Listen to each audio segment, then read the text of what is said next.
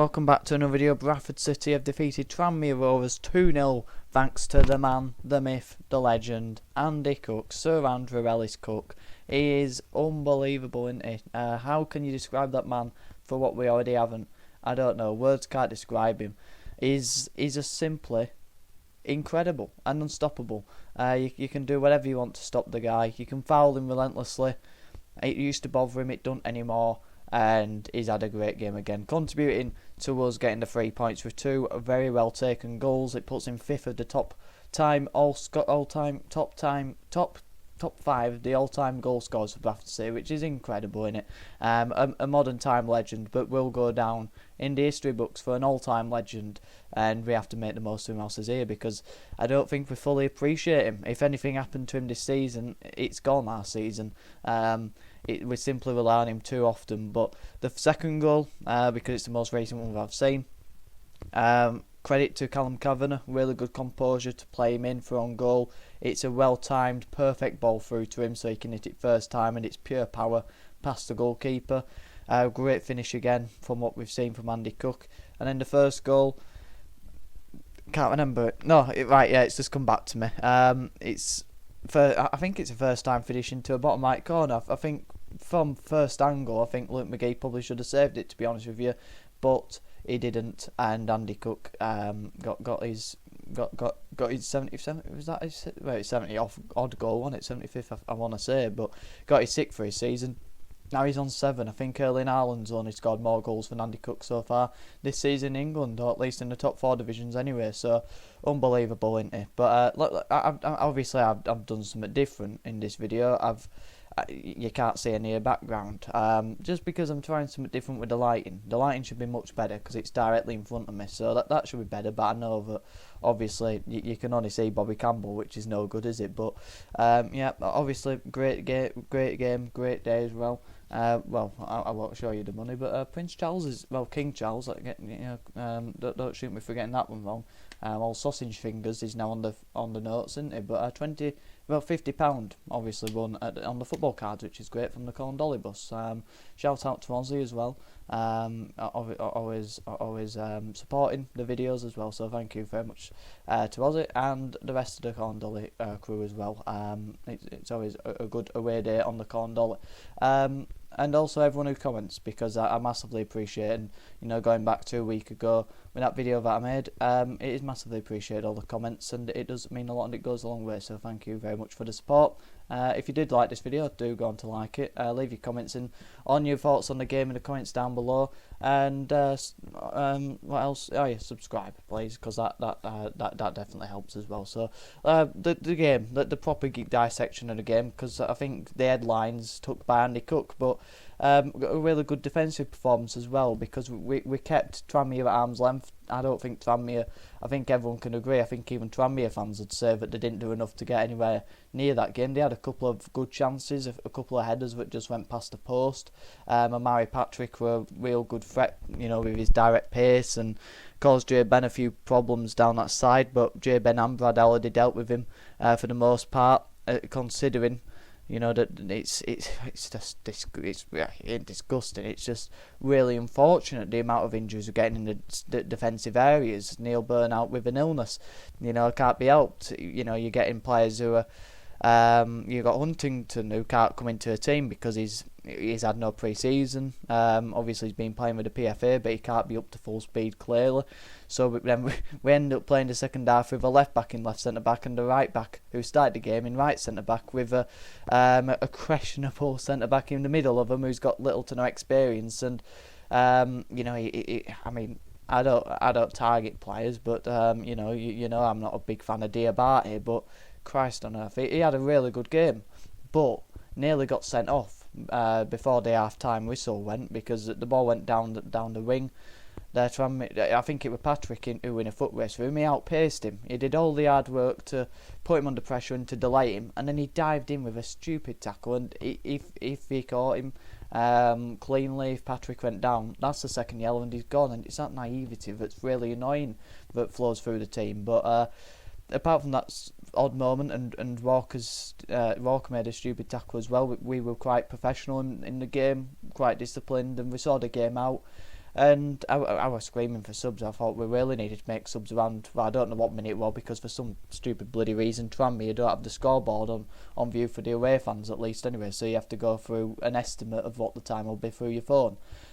So yeah, I was screaming for subs. I thought the players were looking tired. I thought for the first time I was questioning Alexander's proactivity, and that he might be reactive. Obviously on Monday night, making the subs after the goal went in, and it was becoming a recurring theme, and it was very reminiscent of what Mark Hughes would have done sitting on the lead. So that was frustrating for me, to say the least. So yeah, I thought, get Pointon on, get some fresh legs on in midfield, because we were getting out running there, and then out of nowhere we get a counter attack and we take it, and that was sort of the game. When we got a chance, we took it.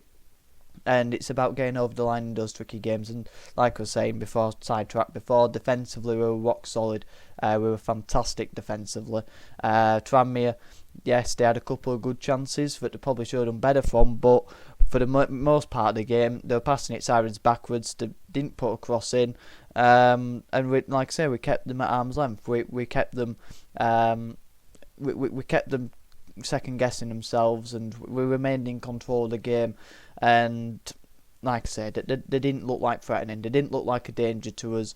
They were working it wide, then they brought it back into a centre, and most of the time, like I say, it was going backwards, and that was a testament to our team shape and how we stuck to our shape, our positioning, our instructions, and it was a really good professional performance. And again, that comes from the top of the pitch. Obviously Alexander takes credit for that as well, but Richie Smallwood again today, a fantastic performance, a leader performance, and they're the sort of performances where you see Smallwood shine out when the rest of the team have a good 7 out of 10 performance, no real bad players in the game, and everyone gets about the jobs, but the player who then shines out, apart from Andy Cook grabbing the headlines, because if we don't have him we don't win that game again, but Smallwood just going about his game, breaking up play, winning tackles, controlling the game, dictating, and the pace of it when we need to counter. His passing was superb again, and he really took control of the game, and that will lead a captain's performance again from Smallwood. And when he's on it, when he puts in those performances, when he leads from example,